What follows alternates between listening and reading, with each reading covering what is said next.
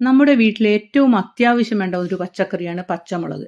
ഇത് നടുമ്പോൾ ഏറ്റവും പ്രധാനമായി ശ്രദ്ധിക്കേണ്ടത് നമ്മൾ നടുമ്പോൾ തന്നെ അതിൻ്റെ വേര് സ്യൂഡോമോണസ് അഥവാ SPC സ്യൂഡോഗ്രോ 3 ml 1 ലിറ്റർ വെള്ളം എന്നുള്ള റേഷ്യോയിൽ വേര് മുക്കിയിട്ട് വേണം നടാൻ.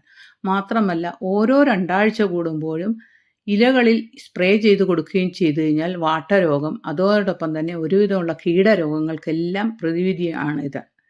നമുക്കറിയാം ഇന്ന് പച്ചക്കറികളിൽ ഏറ്റവും കൂടുതൽ വിഷമടിച്ചു വരുന്ന അത് പച്ചമുളകിലാണ്. ആയതുകൊണ്ട് തന്നെ ഏത് വീട്ടിലും 2 3 ചോട് പച്ചമുളക് വെച്ച് പിടിപ്പിക്കാൻ ശ്രദ്ധിക്കുക എന്ന് മാത്രമല്ല ഇടയ്ക്കിടയ്ക്ക് സ്യൂഡോഗ്രോ സ്പ്രേ ചെയ്ത് കൊടുത്ത് അതിനെ സംരക്ഷിക്കുകയും വേണം.